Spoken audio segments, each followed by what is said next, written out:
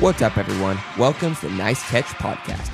We're here to catch you up on all the latest football news and analysis. I'm Hank. And I'm Baden. Today, we're making our predictions for NFL awards and breakout players. Okay, let's start. You think at the top? Start with the MVP? Or do you want to kind of... We said that at the same time. That was kind of weird. Oh, yeah. Yeah, I think MVP. Or we started can off strong. we can move backwards. Or work up to the MVP. I say let's work up to it. Okay. I'm kind of going backwards on my notes. But, hey, this, more of a climax that way. I think that's how they do it on the Thursday before the Super Bowl. Mm-hmm.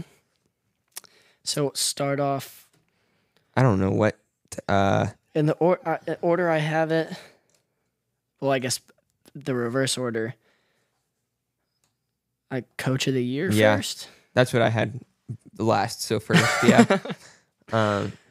You go ahead. What do you have for Coach of the year? I have 3 that I think are going to be really fighting between it. First off, I think big candidate last year. And both of these 3, if this team, I think, succeeds, I think that between the 3 of these teams, whichever one ends up doing better, I think this coach is going to get it. Number 1, DeMeco Ryans, Texans. Big candidate last year, didn't end up getting it. But he, I think if the Texans, do really well this year, make a good playoff run, I think he's a big candidate. Number 2, Jim Harbaugh. Or is it John? No, it's Jim is the new one. Who's the new Chargers? We had this problem last time too. John Harbaugh. Oh, I don't know. Man, this is messing me up this time. Right. Chargers coach. I think he's going to be a good candidate for Coach of the Year. The Chargers last year, I think every football fan agreed that the coach was the position that they were missing. Jim Harbaugh. Good. I had it right in my notes. I shouldn't have said anything. I should have just stuck with it. Stuck with my guns. But I think everyone can agree that last year the big gap in the Chargers team was the coach. And so I think if the team can turn around and Jim Harbaugh, who we all know is an amazing coach, I think he's going to be a big candidate next year. And then my last one, and we've kind of been talking up the Packers these past couple episodes. I think Matt LaFleur, I think he's going to be a good candidate. I think the Packers are going to go really far, and I think he's going to be a good candidate for Coach of the Year. So those are my 3 options. I think I like what you said. My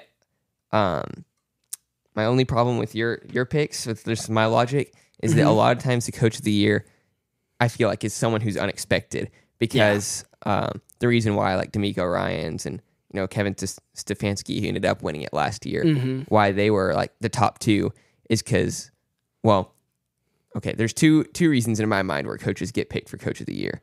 DeMeco Ryans, it was, this team's going to be really bad. Actually, it's not. And so he just exceeds expectations with what he's been given. I guess both of these are ways that coaches exceed expectations is what they've been given. Stefanski, it was all the injuries. He started, I think, 5 quarterbacks that season and still almost won the division. Got the 5 seed. And so, coaches like Matt LaFleur and DeMeco Ryans, they're expected to do well this year. Yes, we know they've been given a lot. And if they claim the 1 seed, I totally get it. It's just they have to reach a higher floor. Harbaugh, and I think in everyone's mind, is a great pick because last year the Chargers were pretty bad. I mean, I was watching that Thursday night where they got beat 63-7, I think. Not a fun game to watch. I mean, once it gets that much of a blowout, it's just not fun for any of the viewers. I like Harbaugh, and I like the other picks. What you said is, I just think they have to reach a higher floor to get there. Yeah, I understand that. My number 1 pick for Coach of the Year, based on that, doing a lot with what they've been given, is Brian Callahan. It's the Tennessee Titans' new head coach. Okay. And so he historically he brought his dad along with him. Great with the offensive line, which I think is somewhat of a weak spot for the Titans. And so if they really turn the offensive line around, they can do really well. We saw him sign Tyler Boyd. So great top 3 receivers, a great 1-2 punch with Tony Pollard and Tyjae Spears, trade for L'Jarius Sneed. I've backed the Titans before in this podcast. I'm willing to keep doing it until they prove it otherwise for me. I think Brian Callahan and the Titans will surprise a lot of people. Okay. But yeah, I like Jim Harbaugh. I like Jonathan Gannon a lot, the Cardinals head coach. I mean, we saw him beat the Eagles, his old team, last year. And so getting Marvin Harrison Jr. And Kyler Murray, I mean, he was an MVP favorite for the beginning of a couple seasons ago. Yeah. And so I think that could be someone else who surprises us. Those are my my top 3, including Harbaugh. I would want to hear if the Cardinals coach got it, his acceptance speech, because he has some pretty good speeches that I've seen. By that, they're always really funny. That's the correct me if I'm wrong, but that's the who drove here? Who took the bus? Do you have that fire in your belly? Is that who I'm thinking of? Is that Harbaugh? No. That's the Cardinals. Oh, Cardinals coach. You said his name just a couple. Jonathan Gannon. Yeah, Jonathan Gannon. Maybe I haven't seen his interviews. He's funny. Okay. Or he walked up to, I don't remember who it was, last year, a rookie that they had signed, and he walks up to him and he goes, "I've watched your film." Fast or something like that. It was really funny. He doesn't strike me as a very funny guy, so that would make it a lot funnier if it was him. I'll check, but I believe he is really funny if I'm thinking of the right guy. And I know Cardinals coach. I don't know. Do they have a new one or is the same guy for the past couple of years? His last year was his first year. Okay, then I think it's him. Yeah, I think. Man, I'll for sure have to watch those interviews. Seems like a really funny guy. And a good coach, too. And we'll see. Maybe a great coach. Next, if we're keeping the trend of going backwards, I have Comeback Player of the Year. Okay, me too. This one, a lot of these are kind of toss-ups. And once we get more towards the top, like MVP, Offensive Player of the Year, Defensive Player of the Year, we have like a top 5 already. But Comeback Player of the Year, I guess there are a few that we really expect. But if someone last year said Joe Flacco, I mean, imagine being that guy who put like $5 on Joe Flacco to win Comeback Player of the Year at like plus 5,000 odds. Yeah, that is wow. Wow. My number 1 here, he was a candidate last year, didn't end up coming back. Aaron Rodgers. Okay, yeah. He has a great situation around him. And, being out for an entire season except for 4 snaps and then coming back and, I think a lot of teams in that division have taken a step back. And so if he can lead the Jets to the top of their division, especially, they've taken a step back, the Dolphins and the Bills. Okay, Dolphins probably haven't taken a big step back. Bills have taken a big step back. But hey, I could see that going really well. But I think Russell Wilson, Kirk Cousins also both have good shots too. Russell Wilson, he has to perform really well to keep Justin Fields as a backup. Yeah, he's going to have to really take it up a notch. But, those are just stars who, Kirk Cousins' season ended with a torn Achilles like Aaron Rodgers did. And then Russell Wilson got benched after performing really badly the past 2. Well, not as badly as a lot of people say. It was not pretty to watch Russell Wilson in most games. And that's I think there's 2 kinds of comeback player that you see. Either a really good player coming off an injury, Aaron Rodgers, Kirk Cousins, they either would have or were performing at a high level and then got injured and didn't get to finish the season.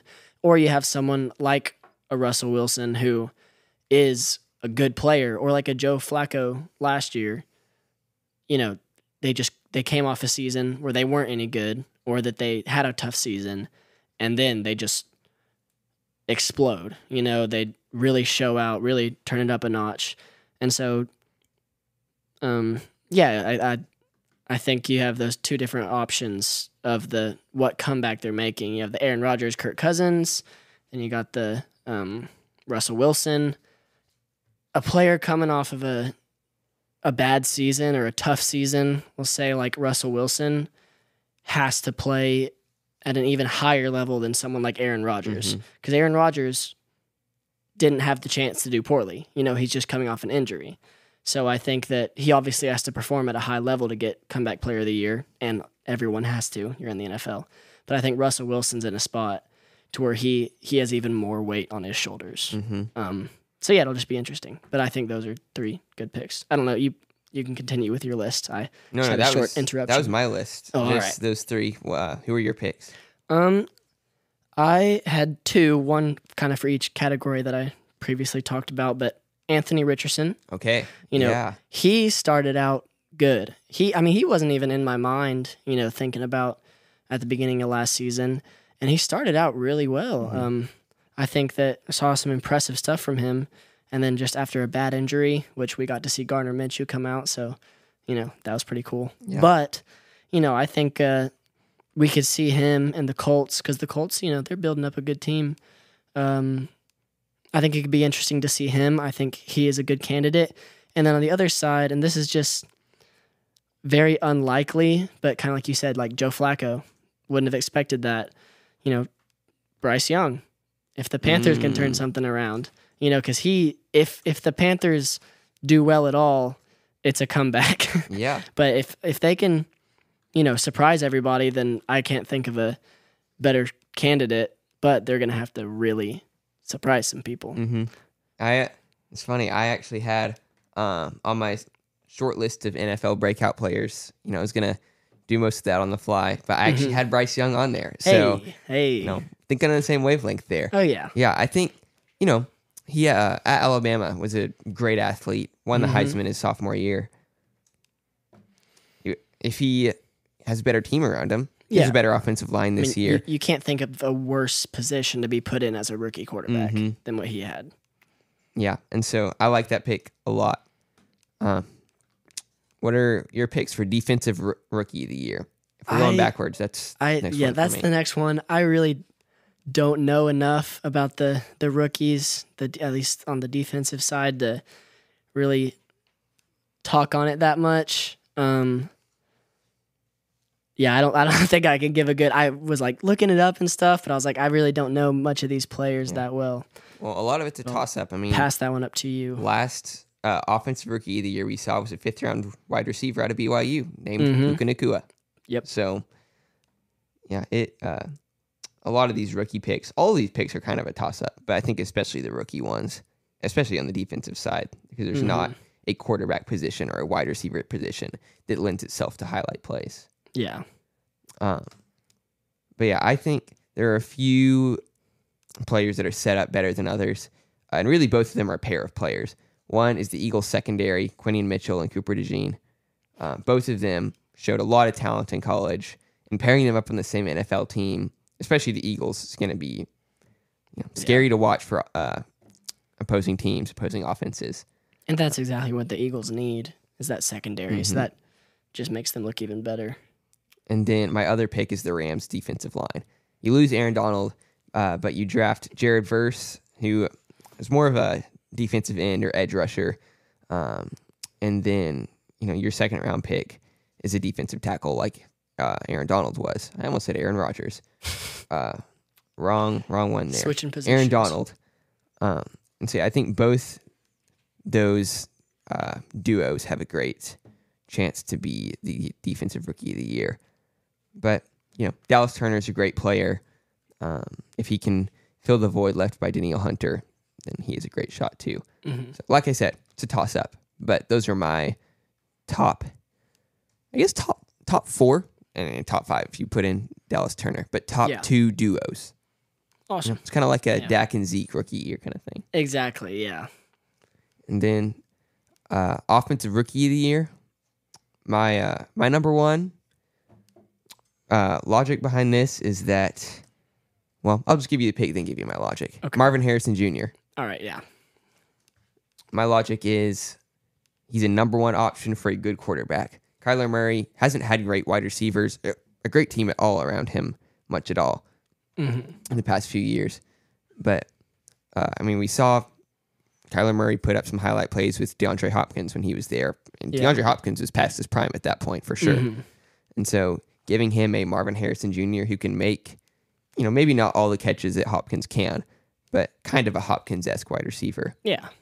And then, if you're using that logic, Keon Coleman, Lyde McConkey, Xavier Worthy, all those guys have a great shot.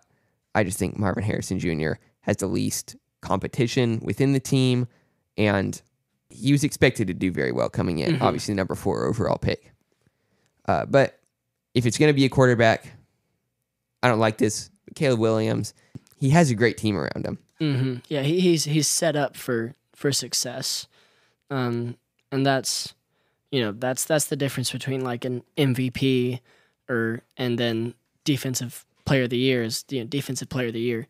Your team and offensive player of the year. Your team goes into it too.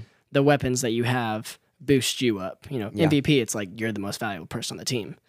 Offensive rookie of the year, you have your team to build you up, which puts Caleb Williams, Marvin Harrison in a really great position. What are your picks for offensive rookie of the year? My number 1 was Marvin Harrison. I just think that the combination of the Cardinals not really having a young number 1 wide receiver that at least is thought to be at the level that Marvin Harrison will be at. They in the past, you think about DeAndre Hopkins, his first year there. It was DeAndre Hopkins, and then the number 2 was AJ Green. So you have 2 really older veteran type players who are good, but when you just have the older veterans who are past their prime, it doesn't really work, and so you don't really, and that's probably the best receiving core they've had in the past 3 years. And so with Marvin Harrison stepping in there, Kyler Murray has a whole new, there's a whole new chance for him to shine, which just makes Marvin Harrison look even better. So I think that's going to be good for him.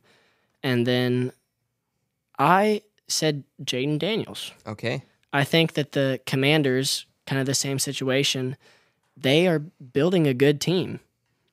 And so I think Jaden Daniels, I think if the Commanders can turn something around and do well this year, I think that puts him in a really good position for Offensive Rookie of the Year. I think, I just think it's going to be something different for the Commanders. It's going to be a different look, and I'm really excited to see that. But that was my other pick. Yeah, I like those. I didn't think of Jaden Daniels, but he doesn't have the obvious team around him that Caleb Williams does. But Terry McLaurin is a good wide receiver. Their defense should really take a step up with Dan Quinn. Yeah. So, yeah, I think that it's a good, not a sleeper pick, but not as bold. Not as no, bold is something more bold. More bold. It's not as upfront as a Caleb Williams pick would be. Now, moving into the big 3 awards, Defensive Player of the Year overall. What's your pick? Let's see. I have 3 written down. I'm going to say out of the 3 that I have written down, I'm going to go with my number 1 pick, TJ Watt. Okay. Would that be his 4th one? That would be his 4th one. No. 3rd or 4th. My second is, or I'll give my reasoning behind TJ Watt. I think that there's a lot of pressure on this Steelers team to be, there's no way to be better. You've been just barely, sneaking through with a winning season, some playoff, first round exits. You need to do something different. And so obviously the offense, they've been making some moves in the offseason, and that's important.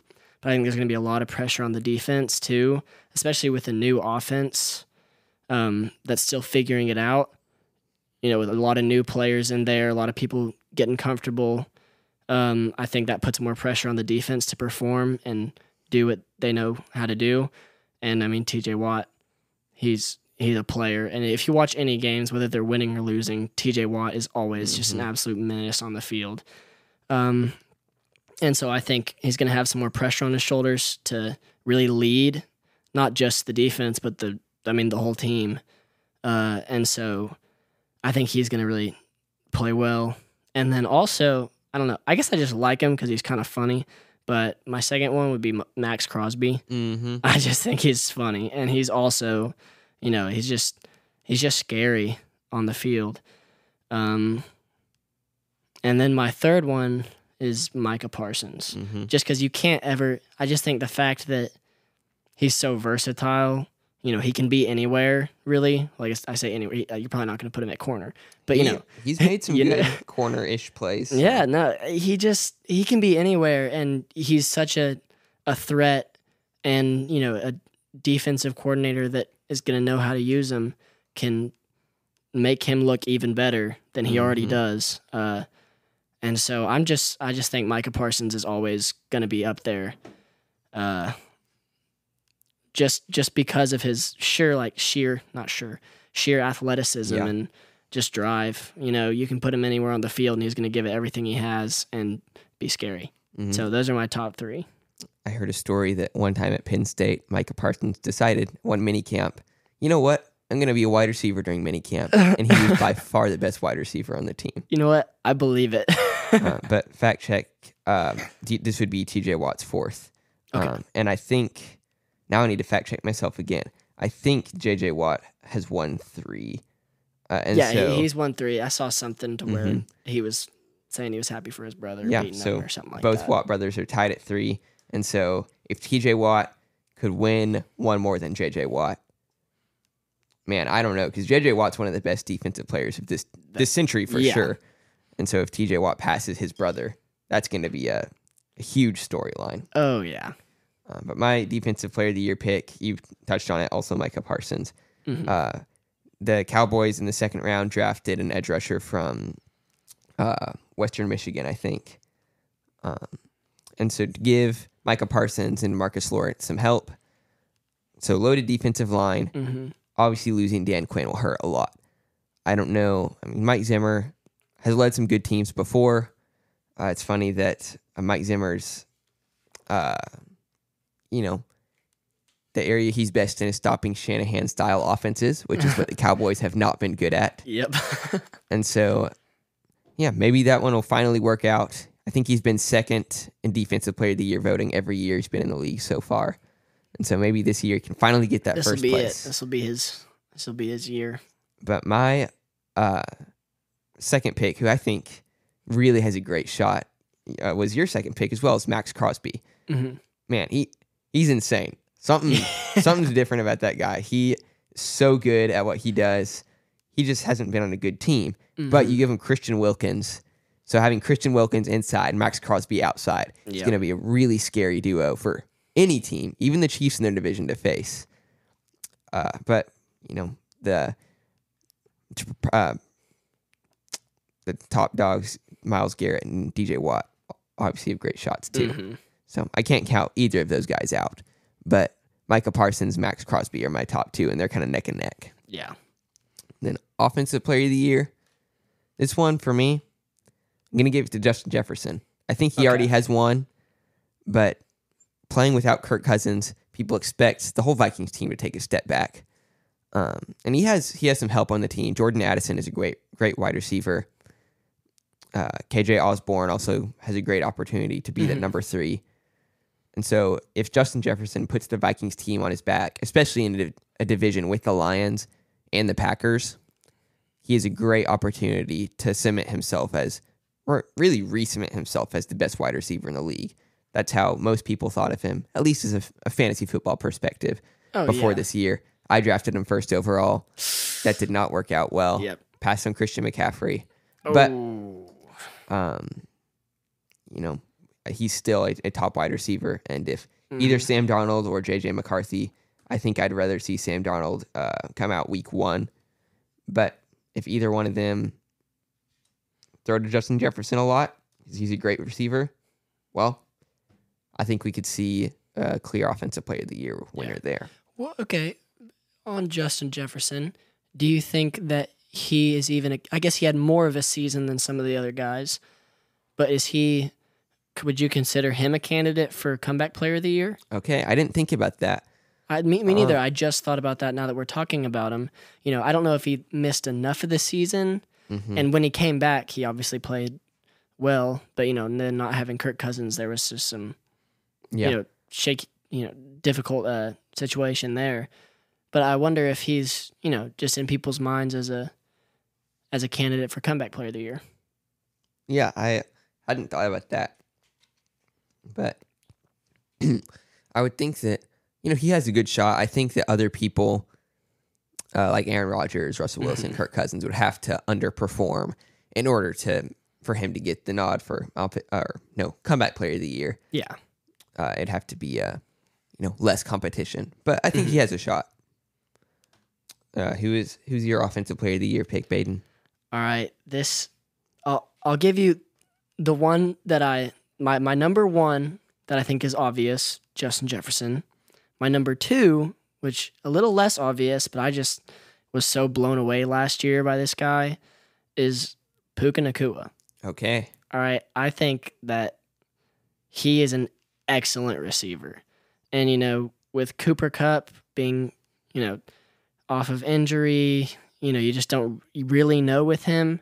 Puka is, I think, going to be wide receiver number one this year. Okay. Again. You think he's going to pass Cooper Kupp for good? I don't know. I think at least at the least 1.5. I think they'll split targets, but I just think that Puka, he really stood out last year. Mm-hmm. Like, he was an incredible receiver, and so I think he has a good shot. And the Rams were such a surprise last year. If they can, do something like that again, everyone thought they were going to be serious rebuilding, and really, they weren't. And so I think if they can do something like that again this year, you never know. And then I also had Amon-Ra St. Brown as a close number 3. I don't know. I just think he just works really hard and puts a lot of effort out there. And I think with the Lions also on the rise, that could be something we see. So yeah, those are my 3. I think Justin Jefferson's an obvious number 1. Then Puka is a less obvious, more out there pick. Mm-hmm. Yeah, I like that. I still have a hard time seeing Puka Nacua above Cooper Kupp. Just Cooper Kupp's been in the league long enough to where he knows almost everything. It's crazy. Yeah. But he hasn't started going downhill yet that we've seen. No, yeah. At some point, Puka just Nacua, the injuries and stuff. Yeah, Puka Nacua at some point for sure will take over number 1 at the Rams. But I don't know. I'm still on the Cooper Kupp train, a little above Puka Nacua this year. No, that's fair. That's fair. And also, I think they're very different. They're different receivers. True. You see Cooper Kupp, some of those third and goal routes that those are some of the favorite things to watch. Are just the way he just cooks DBs within 5 yards. And all of his really crisp short routes. And that would Puka's more of a not necessarily deep threat in a way that a Xavier Worthy would be, but not just a different style of receiver. Which is why I would think maybe like a 1.5, splitting routes. But I definitely understand that Cooper Kupp is amazing, and he what was that crazy stat he had the year they won the Super Bowl where he had. It was something different that's only happened like 2 or 3 times. Oh, the Triple Crown. The Triple Crown, yeah. I mean, that's you can't take that away. He's crazy. So it'll be interesting. But I'm on the Puka train. Okay, I like it. Now we've reached the top of the list or the bottom of the list. Yeah, whatever. One end. Yeah. We've reached the other end of the list. The most exciting side of the list. The end of the NFL Honors Night. Besides Man of the Year. We can't really pick Man of the Year. I love the Man of the Year award. It's not really something you can look at a season in advance and say, this person has put in a lot of service hours. Yep. But MVP. Baden, I want to hear what you have to say. All right. Let's see. I wrote down 5 people. And then I went back and put numbers next to their names. I lost my notes. Okay, number 1. I'm gonna say it. Jordan Love. Okay. That's who I put my number 1. I'm just gonna list my 5. Okay. Number 1, Jordan Love. Number 2, Josh Allen. Number 3, Justin Herbert. Number 4. Mahomes, number 5, CJ Stroud. Now I'm going to do just a short little explanation for each of them. number one, Jordan Love. I think if the Packers, step up from last season and they really, really just play to the level that they did at the end of last season, I think they're going to be just about unstoppable in the NFC. And if you really look at their team, their running game last year, Aaron Jones got injured. Who stepped in for him? A.J. Dillon. He was, they had good running backs, but not great running backs. Their receivers, good, but no Justin Jefferson, no Stephon Diggs, no one that was just clear standout. So I think if you take Jordan Love out of the Packers, they're not going to be what they were last year. I think that's what makes them most valuable player. I think if you look at the team, there's a lot of good players, but Jordan Love he showed last year that he is great. And so I think, Packers quarterbacks and MVP, we see that. So I think I'm big on that. Number two, Josh Allen. He literally doesn't have a team now except for Keon Coleman. They've stripped away a lot of weapons, and so if they really perform, he's clearly the most valuable player on his team. He's clearly the MVP. So I think he's in a tougher position now. But with his running ability, his arm, his leadership skill. He's a big. I think he's a big candidate. Mm-hmm. And the fact that he hasn't gone out with injury for an extended period in his career kind of blows my mind. And what if we see Josh Allen have over 1,000 rushing yards this season? That would be so fun. The Bills would be my favorite team to watch at that point. Oh, yes. It's just so fun to see quarterbacks like that. Mm-hmm. Even like Lamar, just quarterbacks that aren't afraid to go out there and run, drop their shoulder. I understand from an NFL management coaching perspective, it's kind of scary. And you probably don't want that. Telling Josh Allen, hey, back off just a little bit, all right? But as a fan, you're like, no, that's exactly what we want to see. Maybe if you're a Bills fan, then it's a little, you don't want him to get hurt. But just as a general football fan, he is so fun to watch. That's why he's definitely up there.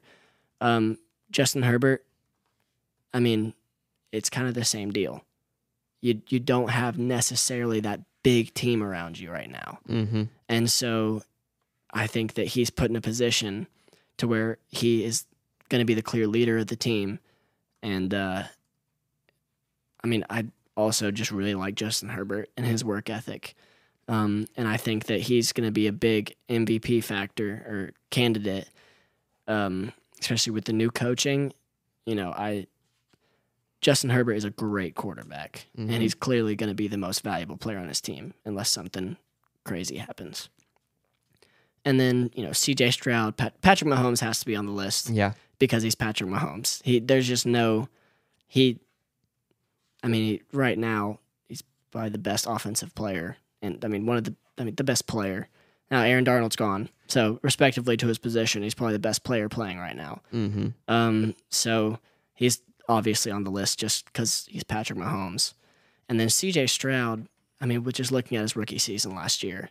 If he keeps that up and, like you would expect, second year, steps up, starts getting even better, then I think he has to be on the list.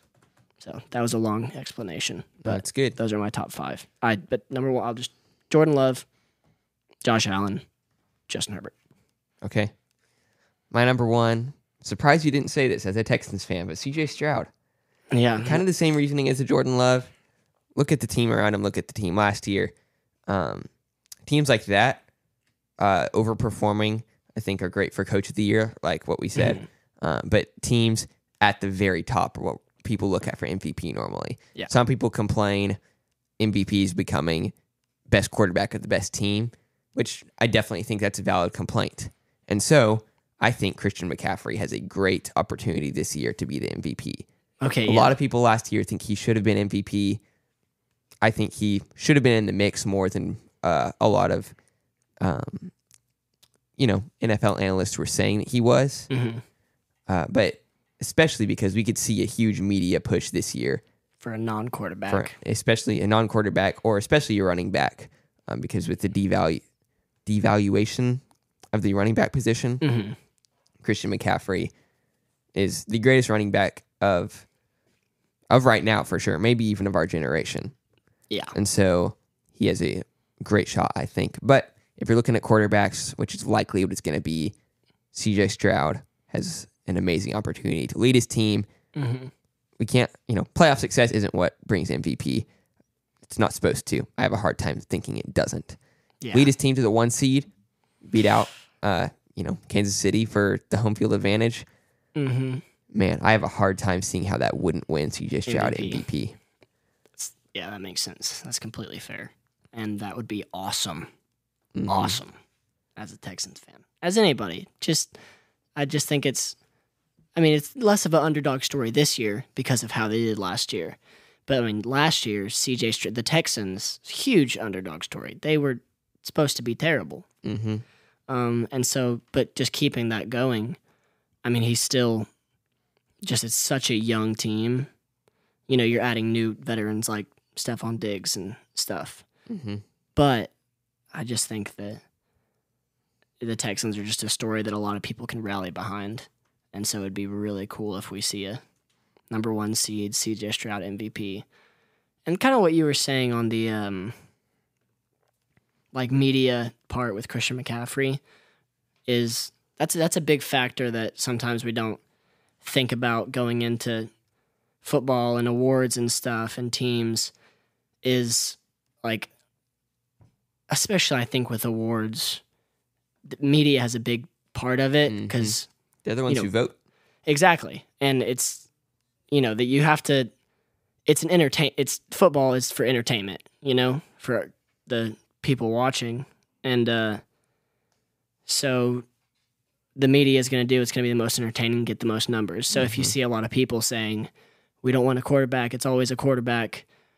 Okay, well, obviously what we want is for the most valuable player to win the award. But I think now that you say that, you're going to see people, or you're going to see it shift towards, okay, the people don't want a quarterback this year. So Christian McCaffrey going to have an even bigger chance, which he should, because, if you look at the 49ers, he was their most valuable player. Their most valuable player. And I had him last year as the MVP until the Ravens game. And he still played excellent. But I was like, when you see Ravens versus 49ers and the Ravens just do what they did to the 49ers, Lamar Jackson clearly just jumps up. Okay, yeah, he's over. Yeah, I did not expect that game to go that way. I thought so sad. Yeah. I was raging, actually. I left after halfway through the third quarter, and I was like, I'm going to bed. Yeah. It was, another blowout game that really wasn't fun to watch once it hit the third quarter. Okay, well, there's the NFL awards. Keeping this list, and the Thursday before the Super Bowl, I'm going to look back at this and see how right we were. None of these picks were way out of left field, but hey, I think we have a good shot with our list. Yeah. And then, as we've said, this isn't just an NFL podcast. We got all football. So the Heisman is much more of a toss-up than any NFL award, partially because even just Power 5, you're looking at way more teams that are in the NFL. But I think looking at all of the players, especially quarterbacks, Heisman obviously lends itself to a quarterback, and we don't have as much media saying we need a non-quarterback because we just had Devontae Smith. Yeah. And, Aiden Hutchinson made the top, I think it's top 4. But I have Dylan Gabriel. He played pretty well at Oklahoma, and then you go to Oregon, who is looking very good this year. Evan Stewart will be an amazing wide receiver, probably a first-round pick this next year. Sadly, Texas A&M lost that guy. But Dylan Gabriel, kind of a modern player. This is his third school. He's transferred from UCF to OU to another OU, Oregon University. But yeah, Oregon. No one calls Oregon OU. No. But yeah, I think that player is the player that has the best shot of winning the Heisman this year.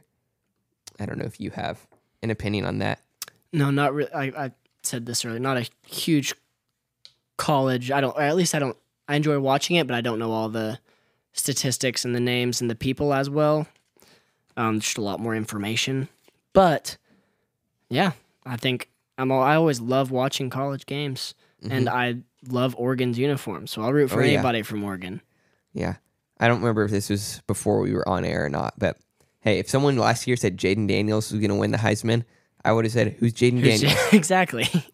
And so, yeah, this one, like I said, is much more of a toss-up. So maybe Dylan Gabriel will, I don't know, this is his last year of eligibility. If it is, then he obviously can't come back. If it's not, maybe he'll even stay at college this year. Yeah. And then to finish up this episode, let's talk about breakout NFL players. Okay. This is especially good for fantasy perspectives. Once it gets closer, we'll have to have a fantasy episode. Oh yeah. I don't want to give away all my tips because I think a lot of our listeners are people who win our fantasy against. league. Yeah. Well, obviously, I'm competing against you. Yep. So, hey, well, you don't have that much. I've bumped up one place. We've played for 2 years in a row. I bumped up one place. I went from last place last year or 2 years ago to last year or last season. I got 13th out of 14 or 12th out of 13 or something. So in 13 years, I will be number one. Just remember that. So. I will. All right. I'll list. I have a top 3 right here. We can alternate. I'll pick one. You pick one. My number 1 breakout player. I have backed this player since training camp of his rookie year, and he has not had a quarterback. George Pickens. Man, that guy is an insane athlete. I think he is one of the most athletic wide receivers in the NFL right now. People don't realize that because he had Kenny Pickett throwing to him, or Mitch Trubisky, or Mason Rudolph. Yeah. And so, obviously, I mean, those players are good backups. They're not... Russell Wilson should be a step up. Yes. Hopefully, he has a good deep ball, throws it up more than he should. George Pickens is a great, fly route runner, a great route runner for any route, but just going deep, the speed he has is crazy. I think George Pickens, he probably won't have the volume to win Offensive Player of the Year. Yeah. But he has the quarterback, hopefully, that can finally kind of show the world the talent that George Pickens has. Mm-hmm. And just watching his just incredible catches. He has excellent hands. Like he's amazing. Odell complimented that guy. So yeah, and yeah, that's a if you're talking about great catches and Odell compliments you, that's a big it's a big thing. But like that catch where he was completely like parallel to the ground, caught it behind. I mean, it was just crazy, and that just speaks to the athleticism and stuff. But also, like you were saying, the fact that he's having to make that catch means the ball probably wasn't where it was supposed to be, and so now you have a quarterback that can put the ball where it needs to be. Hopefully, and you got Justin Fields behind him. So, true. Justin Fields is the future. We'll talk about that later. I'm excited about that too. We'll get there, guys. No, but yeah, I think that's a good pick. Do you want me to go? Yeah, my next one? Go ahead. Yeah. All right. Staying on the receiver end of it, I have Garrett Wilson. Ooh, yeah. I think it's almost the exact same situation. Great, you have an athletic, just a really great receiver who hasn't necessarily been able to show his talent because he's had Zach Wilson, whoever the other guy who just is also Zach Wilson is that he had this year. Mike. Oh, Mike White and Joe Flacco subbed in a few years ago. Yeah, Zach Wilson was there this past year as well. Okay, yeah. And then I thought there was one other guy that there was someone who was it. It wasn't Trace McSorley. It was someone who is on practice squads generally. Yeah, no, just stepped in and I feel like I saw something where Aaron Rodgers and him, they talked and the chemistry, and Aaron Rodgers really liked him or something like that. So I just think now that you'll hopefully actually have Aaron Rodgers throwing to you, I think we can see big things out of Garrett Wilson with an actual quarterback that is hopefully going to be a step. I mean, we know Aaron Rodgers. He will be a step up if he's healthy. Mm-hmm. So I think Garrett Wilson's going to be a big breakout player this year. Yeah. I'm looking at other Jets quarterbacks. One I was thinking of is Chris Streveler. But other people who have started for the Jets since Zach Wilson has been there. Not Zach Wilson, Garrett Wilson. Garrett Wilson. Zach Wilson, Mike White, Joe Flacco. In this past year, Zach Wilson started 11 games. Then Trevor Siemian. Tim Boyle. Well, and Aaron Rodgers started 1 game, but did not complete a pass. So, yeah, Garrett Wilson has not had the opportunity to show how great of a receiver he is. So you get Aaron Rodgers in there, I think it's going to be awesome. Mm-hmm. And I'm not a Jets fan, but I can say I'm rooting for Garrett Wilson. Mm-hmm. My number 2, I keep backing the Steelers and the Titans. Tyjae Spears. Okay. This guy had a great college career at Tulane. We saw him beat USC that year. Yeah, that was his last year there, and he got to sit behind Derrick Henry. Mm-hmm. I think this guy can really, pairing up with Tony Pollard especially, so he doesn't have to carry the team. He can really show people what he can do. He's not going to run over people quite like Derrick Henry did.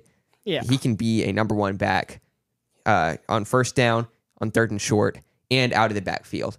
He can be not quite Christian McCaffrey, obviously, but reminiscent of that type of back that can do anything.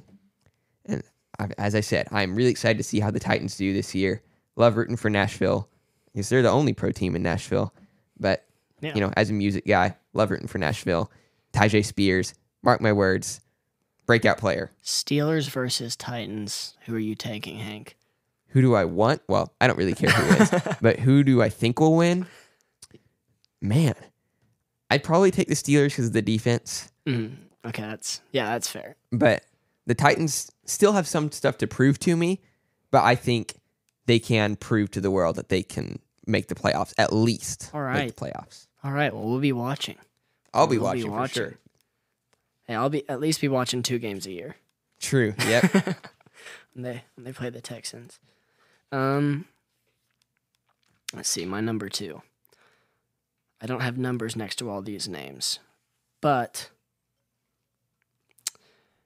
I don't necessarily know if you can call him a breakout player because last season he had a great season, but I just think he's going to do even more. I think Baker Mayfield. I just love Baker Mayfield. He's awesome. And what impressed me is, in the Lions game, we saw him throw the game-ending interception. Mm-hmm.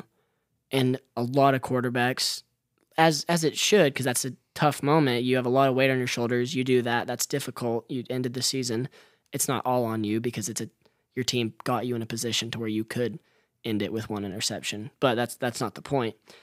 He shook it off. All right, he was joking about it, which but it just I think he's not. I think he's going to be able to shake it off and do even better this season. Mm-hmm. He knows what he can do, and that one play didn't get him down, didn't make him start questioning his ability. And so I think that if he can keep that up and be able to roll with the punches like he has since the Browns, I'm excited. And I love Baker Mayfield, and I think he's going to play really well this season. Okay, I like that. Yeah, big Baker fan as well. I mean, when someone walks on in college and then wins the Heisman by a mile, yeah, man, it's hard to not root for that guy. And then he goes to the Browns. So, but look where he's at now. True, yeah. Look where he's at now, and I just think that points to the work ethic and the, grit. Mm-hmm. Just keep working, keep going. Play D lineman on the practice squad. You know, do whatever you need to do. That Thursday night game that he played on the Rams versus the Raiders was one of the favorite games I've watched one of my favorite games I've watched the past few years. Seeing him literally not know some of his receivers' names and throw a game-winning touchdown was one of the most underrated games of this past few seasons. I mean, so awesome. Press conference, he's like, how do I get back to the locker room after winning the game? Exactly. But love someone where you can get behind the story. and I think he's one of those. My third pick, this is one, a lot of people are saying George Pickens and Tyjae Spears are breakout players. This guy, I have not heard back much. Looking into behind the scenes a little bit, how the Cowboys are running their organization right now, I think, this is also partially because of what I've seen from this player. We're going to see Rico Dowdle really step it up. Okay. A lot of people probably don't even know who Rico Dowdle is. He has been on the Cowboys for a while. This past year, he was the number 2 behind Tony Pollard. Okay. He's not Tony Pollard, but I think he can be even fantasy relevant this year. He'll be probably the number 2 behind Zeke, or heading committee with Zeke and Malik Davis and Deuce Vaughn. Yeah, but Rico Dowdle has a lot of talent. He can't be the number 1 that a lot of running backs are, but with my opinion, the running back position is the least favorable to the players.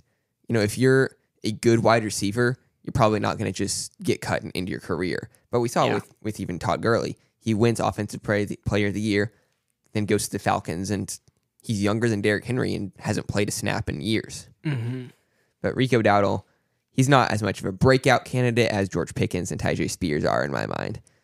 But he's still a breakout player. Could still see some good things this season, some surprisingly good things.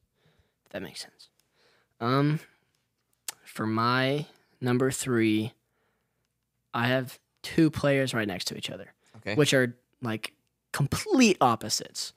I have number 1, Tank Dell, who kind of is kind of along your lines. He's not huge in your face. Oh yeah, clearly he's gonna have a great season.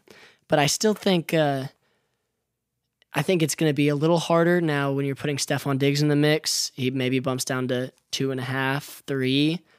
But I mean, if you look at the chemistry between CJ Stroud and Tank Dell, he is gonna be getting targets. And as long as they don't use him to block on a 1-yard touchdown run in the middle, I just think that just the athleticism, he's always open. If you watch a Texans game, like him and CJ Stroud, they always connect. And so I think that he's going to be a big breakout player. I think he's going to have a really good season if he can stay healthy and if they use him correctly. It just doesn't make sense to have him blocking. He's 165 pounds? I don't know. Not a big guy. He is very, bigger than me, but NFL-wise, a very small guy. And then next to him, and I'll just say, we were talking about fantasy. I was looking through fantasy last year during the draft, and I was like, I need a tight end. And all the ones I knew were taken. It's like, I guess I'll just get this guy. He's kind of high up. Sam Laporta. Oh, no way you drafted Sam Laporta like that. That's drafted crazy. Sam Laporta like that. Had him on the bench the first couple weeks. Traded him, right? Yeah, in one of the leagues, yes. I ended up traded him with him. I traded him in... Okay, yeah, I will just say, I still got second to last in this league. But out of nowhere, I told Hank last year at the draft, I was like, I don't have a quarterback. I'm going CJ Stroud. I did not like that. He's my sleeper pick. And everyone, Hank, Texans my little fan. brother Rocky, who is the biggest Texans fan I know, still, even he was like, okay. And then, we all know what happened with CJ Stroud. And then Sam Laporta. Did I ended up trading him and getting second to last? Yes. But in the other league, I kept him. But that's the point being, I think Sam Laporta, he proved amazing tight end as a rookie. I think if you look at the rookies, you got the Texans rookies and then Puka Nacua and then Sam Laporta. Like, he was up there. He was amazing. And I think second year, he's still going to be a huge target, literally and figuratively. True. I think he's going to have an amazing season. And the Lions, they were so bad for so long, and they're starting to come back up, and they want that Super Bowl. A lot of people want it for them. They're a good story. So I definitely like Sam Laporta as a big breakout player. Okay, I like it. Yeah, those are my top 3. I like your top 4. Whatever. It doesn't. Yeah. 3 wasn't a strict number. I like players like Bryce Young mentioned earlier, Anthony Richardson, rookies like Keon Coleman, Ladd McConkey. But man, Tyjae Spears and George Pickens. Mark my words there. Any last notes from you? No, I think that just about covers it. Okay. I think it's going to be a really interesting season. I agree. Every season's interesting. Every season's interesting, but sometimes you have those years where you're going into it. It's like, okay, yeah, this team is gonna. Everyone's kind of looking at this one team. I guess you kind of have that with the Chiefs, but the Chiefs aren't miles ahead of everybody else. Who's going to be number 2 behind the Chiefs is what everyone's wondering. Exactly, but it's going to be a close number 2. It's Probably. not going to be a real far behind thing. I think you got a lot of close teams. I just think that makes it so much more fun. So I'm excited. Agree. Thanks for listening to the Nice Catch podcast. If you love football, continue to tune in each episode for our football news and analysis. This is the Nice Catch podcast.